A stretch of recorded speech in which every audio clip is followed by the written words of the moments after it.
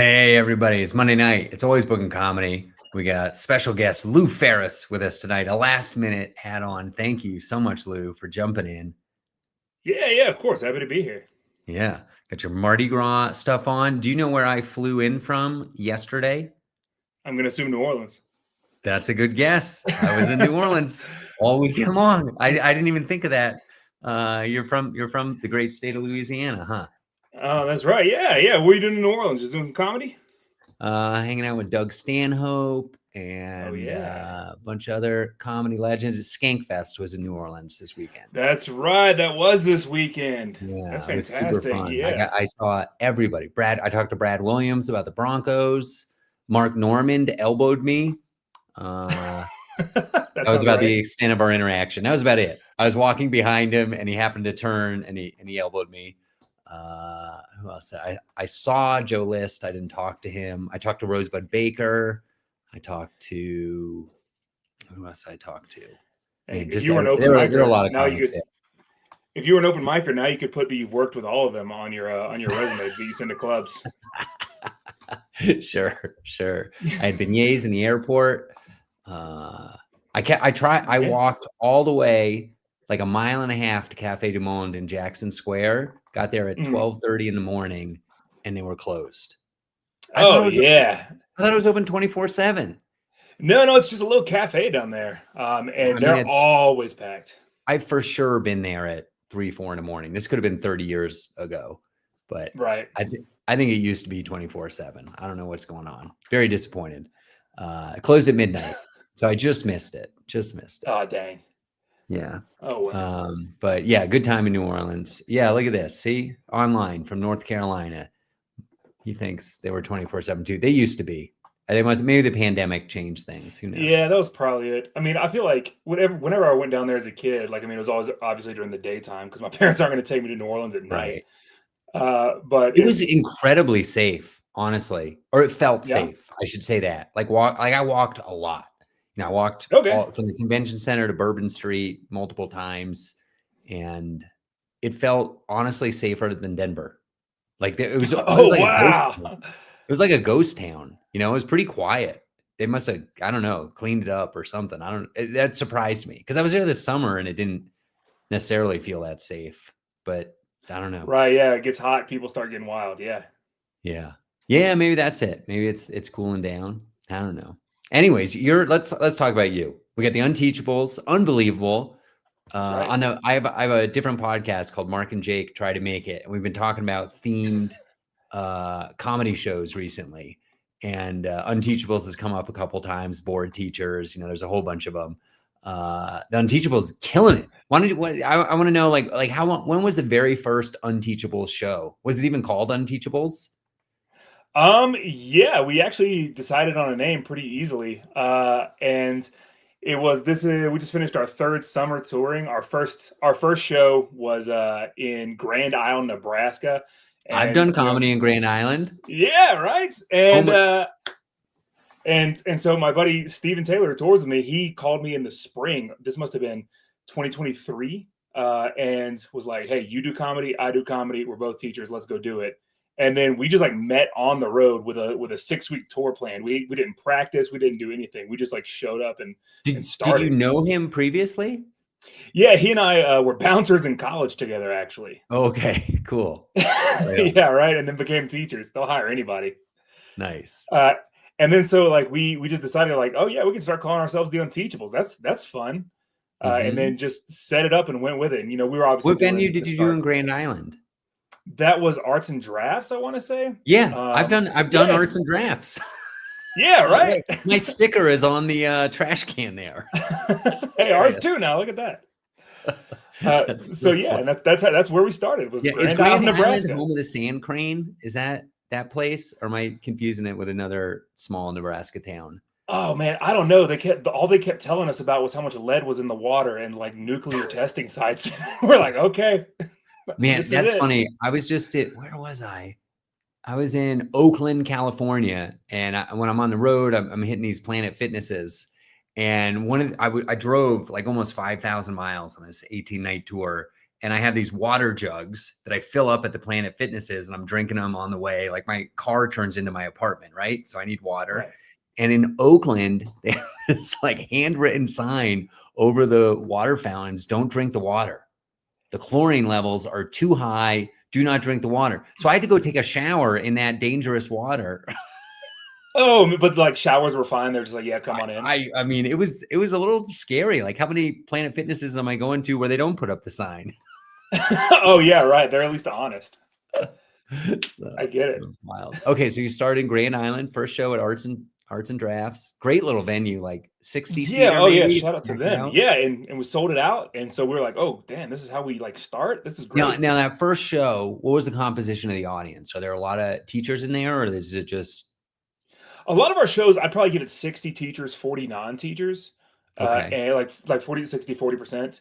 Because Mhm. we do have a lot of spouses that obviously come out. Okay. But so we try and make our sets like relatable to everybody. Everybody's been in a classroom at some point. Yeah. But yeah, we packed it out, and it was probably an older crowd, probably 50, 60 years old, but Okay. they had a good bit of teaching experience. Yeah. Okay.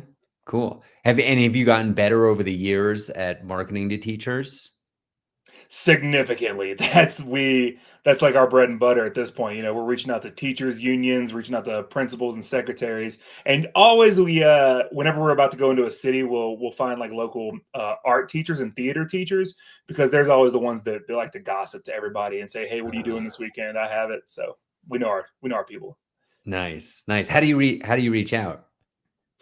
We email them usually. Sometimes we'll find like an Instagram account, and we'll reach out and say, hey, we support the teachers union, or we support you guys or whoever, and like we want to offer you some comp tickets. And you give a couple of comp tickets away, and it's like, hey, we're going to here. Do y'all want to come with us? Like, we got some tickets, but it'll be cheap. Are you hitting up the charter schools too, or are they persona non grata? Oh, I work at a charter school, so yeah. Okay. That's it. Yeah. No, it doesn't. If you work in a school, or if you've ever taught, I mean, we've had people who've like taught skiing before on a mountain, and they're like, hey, I'm the teacher. And like, yeah, it translates. Yeah.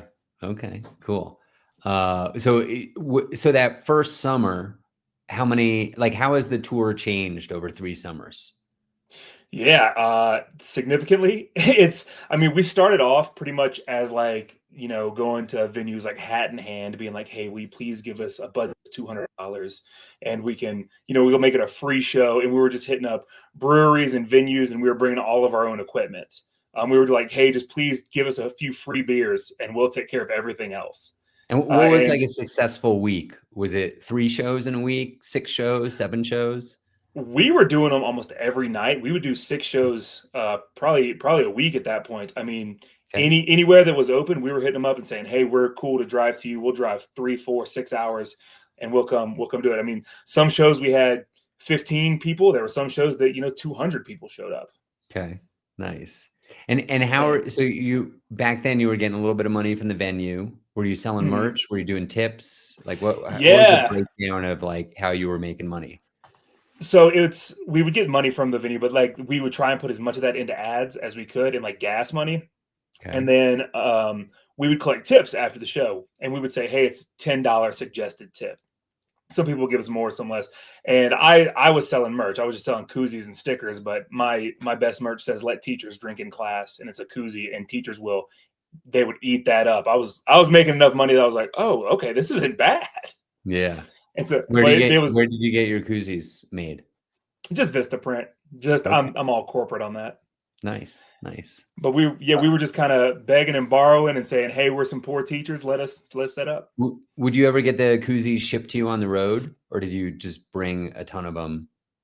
Oh, I brought 500 of them the first summer. Now that I'm like, we're doing comedy clubs, a common thing in their writer is like, hey, if you're sending merch to us, send it to this address. And I was like, people are sending merch? That's a concept? You're not just hauling it with you? Yeah. That's something new. So yeah, let's talk about that evolution. So what was the second year like? So the first year was kind of scrappy. Right. And then like every winter break or fall break or spring break or whatever, we would try and go do shows. And the second summer, we kind of were like, hey, let's try and up the ante a little bit. And we're trying to get bigger venues, not just breweries. We were trying to do like small theaters. And then we finally did our first comedy club, which was Helium up in Philly. And it was just like a matinee show. at like 4 p.m.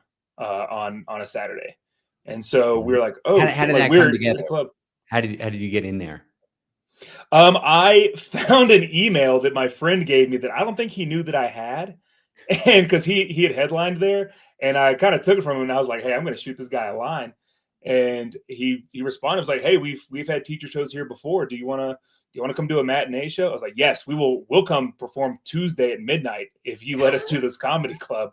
But we of course didn't say that. We're like, yeah, we've done comedy clubs before. Sure. This is no problem. Did you fly out just for the Philly show, or was it part of a run? It was part of a whole thing. Last summer we did the entire East Coast, and that was really, really fun. Nice, cool. Um, and so then this last summer was your third summer, right? Right, and that one was we were all comedy clubs the entire time. We were Real. Yeah, we You can't do that on like every single night of the week, can you? No, but we're doing it Wednesdays to Sundays, sometimes Tuesdays if they have us. But like this past summer, yeah, we started off at Comedy Works in Denver, and then we just hit everywhere. And are you flying in Wednesday, flying back Sunday, renting a car, or are you still driving? Yeah, so it depends. So luckily, Steven, he lives in St. Louis, and if it's on the eastern side of the United States, within like a 10-hour drive, he's driving. And if it's on the west side of the United States, I'm driving. Like this past summer, we had a run where we went from Denver to Utah to Boise all the way up to Seattle. And we drove that hitting the whole way. Yeah, right. Except I drove from Seattle down to San Francisco, down to San Diego, all the way back to Denver. And that's what we're doing in March. Yeah. How was it? Is it good? I've never been that country. Country. For comedy? I've never been to California. It's really expensive. Like it's shockingly, like everything's expensive. Gas is expensive. Food is expensive. It's beautiful. The weather's great. The food is out of this world. Like just like a slice of tomato is like, it's in color, and you get a tomato in Denver and it's black and white. Like the produce is noticeably better. It's great. Like a salad is like, it will blow your mind. So the food's amazing. Tacos are great. Like there's all kinds of great food out there. The comedy depends on where you are. The Bay Area has like pretty good shows and a lot of them, and really good comedians. Los Angeles is, it's like New York City. It's tough, Right. It's just like hard to get on anything that's any good. Even like I've been to shows in LA with Bill Burr on them with like 20 people in the audience, like people, and this is like 5 years ago. So he's a little more famous now than he was 5 years ago, but he was still a big deal 5 years ago. And like, nobody cares. Like there's just so much entertainment out there and so much content. So LA is tough. San Diego rules. San Diego is one of my favorite markets in the whole country. They have an incredible number of comedy clubs, all within walking distance. Like imagine if Comedy Works had 4 other similar sized clubs within a 6-block radius. I'm not kidding. That's what San Diego is like. It's nuts. So now is there like a lot of animosity like between the clubs? Like I don't really know. I don't know. That's a great question. I don't think so, but I don't know. I'm not part of the local scene. Like when I'm coming in, I'm doing like one club and I'm leaving, or I'm doing some don't tells. They have great don't tells. Like I do don't tells all over the country, and some of them honestly are not that good. Like even though they're full, they're like, have you ever done a full don't tell that just like something was off and it wasn't fun? Yeah, in Memphis, I did a completely sold out don't tell, and I bombed like material that had killed the night before. And I went, I was like, so what's wrong with y'all? Because it's not me. Like I got angry. I've done it in Nashville too. It's like I don't know how they're packing them out, but somehow I don't know. That's a topic for another time. But the don't tells in San Diego were always bangers, and they have 3. Cool. It's so big there. Like in Denver, there's one guy who runs Denver and Fort Collins. In San Diego, there are 3 different chapters. They have like North San Diego, South San Diego, Central San Diego, and they're all different. And they're doing shows every weekend, and they're packed. It's great. It's killer. That's really cool. Yeah, I'm pumped to go out. I'm really excited. Especially, I mean, you talking about San Francisco. You had a ton of great comedians from San Francisco at Vail Comedy Fest. I mean, every single one of them were just killers. Yeah. And if you need help finding any shows or anything, let me know. I mean, I think you're doing bigger things than like popping into showcases, but I don't really know. Hey, I'm not too big for anything at this point. Okay. All right. On my way. Yeah. What are you doing in Seattle area? Doing With Tacoma? club, yeah, we're doing Tacoma, and then Do you know we if you're actually got doing the big room or the small room? Small room 6th and we're, Proctor. we're doing the big room. This past summer we did Tacoma, and then I'm sorry, we did Spokane and then Tacoma, and we had Okay. huge turnouts for both, and Awesome. they're incredible clubs. That is so cool. That's awesome. Yeah, that I haven't done the Spokane one, but the Tacoma one is great. And the The setup headliner is I great. worked with Yeah.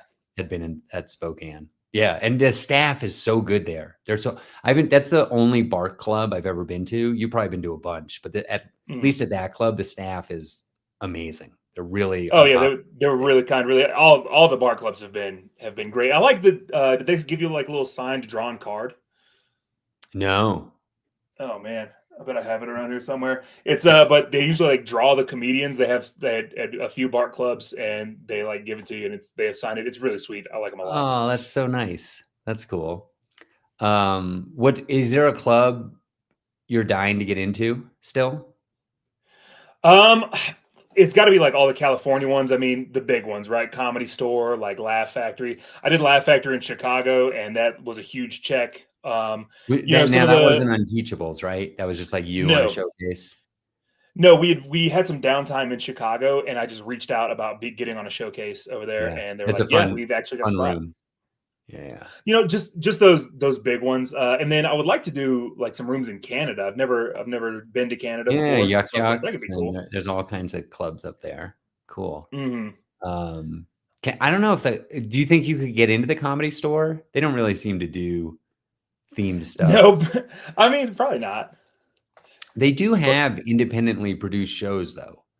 It's mm, more like Comedy Works kind of does that, like Corey David's show, right, and there's a couple other independently produced shows. So I feel like you could do like a takeover with a show producer who's like going to be, most of the show producers are comedians. Maybe they're out of town or something like that. I mean, if you really showed your track record, I could actually introduce after this episode, remind me, I might be able to introduce you to a guy who tours a lot and might welcome, selling out, because you could probably sell out in LA. I think if you had a track record in LA, like your track record around the country speaks volumes, but Los right. Angeles is kind of like a special market. Are you going to LA on an upcoming tour? Yeah, so in March, like I said, we're starting in Tacoma, and then for 3 weeks we're just going down California, and we're ending in San Diego, and we got like 5 days before San Diego, so I'm like, we need to hit as much Okay, Los but you don't Angeles have as anything possible. booked yet. No, I mean, there are tons of theaters you can rent, right. obviously. Like, I don't know if you could fill them, but if anybody could, you could. Yeah, right. Teachers At this will point, come out, get hammered. you guys know what you're doing. What's the most you've spent marketing a single show or a weekend of Oh, shows? it was on accident. um, we we spent like I want to say almost $1,000 on a show, and it was like it was a funny bone, and so like obviously it's a club, like, and we packed it out, but we didn't realize that we had accidentally, instead of spending like $5 a day or $25 a week or whatever it was, we had spent like $50 a day for like Yeah, I've done that. It's several confused. They confuse you in that meta advertising. right. They're like, sometimes it's what's your entire budget, and other times it's what's your daily budget. And the other thing they Mhm. do to you is sometimes they're like, all right, this is going to end when the event ends. And other times it's just like run continuously. And you have to like pay attention and make sure it's not going to run forever, even after the show's Yeah. over. They're So sneaky. we looked like we got our check and we're like, oh, this is great. And then a few days later, we like looked at the ads and we're like, what happened? Like, why do we owe so much on the credit card? And we checked out, we're like, okay, so we can't ever go back to that club because we're never going to do that good again. That's funny. What do you do about, like, do you ever have teachers who are comics who you're in a town and they're like, hey, how do I get on the show? Constantly, we're getting hit up all the time about like, hey, I'm a teacher, and I appreciate that. Generally, if someone throws us a line, hey, yeah, absolutely, thank you for reaching out, we'll do comedy. But a lot of these guys are like pandering. It's not necessarily like it's not really jokes. It's very niche, like teacher stuff, like Clapter. about, yeah, it's talking about how their air conditioner doesn't work in their classroom or whatever. And it's like, that Yeah. doesn't translate to everybody, which Right. is really what we're looking for. Yeah. By the way, I want to mention everybody watching online. If you're watching this live, you can ask questions on YouTube. Just type them in, or Twitch or whatever. So if you have any questions for Lou, please pipe up. What do you want to talk? I don't know. What do you want to talk about? What are you interested in? Are you doing like solo stuff too? I feel like you're like a band a little bit. You have like your Yeah. own, like, like the Killers, but then Mhm. Brandon Flowers had his like own solo career that really didn't go anywhere. Like, how do you prioritize your own comedy versus Unteachables? So it's been weird. Like I'll get myself booked at other shows, and like I've headlined shows before, but people will come out for the Unteachables. But I'm not packing out a comedy club for people to come out to Lou Pharis yet. Mhm. So what I'm doing is, a lot of the clubs that we perform at, then I'll hit them up to go feature, or come out and do like an off night or something like that. Or I've headlined like smaller rooms and packed those out, 60, 100 people or what have you. And that's kind of the hard part, right? Is me coming back, or not doing just the teacher material. Coming back and actually doing, here's my other stuff, which has actually been really difficult in Denver. As I've kind of shoehorned myself into being known as the teacher comedian, which I feel Mhm. like I'm not. I'm a stand-up comedian. I have a lot of teacher material, but it's I want to talk about so much other stuff, Right. and it's difficult. Yeah. That's interesting because I've seen you perform and I've rarely seen you talk about teaching. I mean, you mention it in passing Mhm. usually, but like you talk about like your relationship and all kinds of other things that I think are super funny. So, Yeah, thanks. Yeah, I'm um, trying, right? yeah. Do you ever So like do an Unteachable show and then do your own show the same yeah, night? Tell us yes. an So example of that. we're actually booked in Tulsa to start the new year, at the Looney Bin over there. And Friday nights, we both early shows we're doing Unteachables, and then for the late show Friday, Steven is booked as the headliner, and then the late show Saturday night, I'm booked as the headliner. And so Nice. we'll come out and do that, and see if we can bring some of our own fans, see if we can start selling our name, because the goal is not to be Unteachables forever. That's not Right. it. We're everyone in Unteachables wants to use this is like a stepping stone for our own career. Like, we're all The Rock, and this is our WWE as we try and get into acting. Right. Is we're trying to Okay. get our name out there. Yeah, sure. Are you I'm guys using gonna this still. feature for each other on those Yeah, nights, or yeah, okay, cool, right on. yeah. It's Steven will probably do 30, and I'll do close to an hour. So, here's something I'm interested in. Tell me about the logistics of, like, travel planning. Like, Mhm.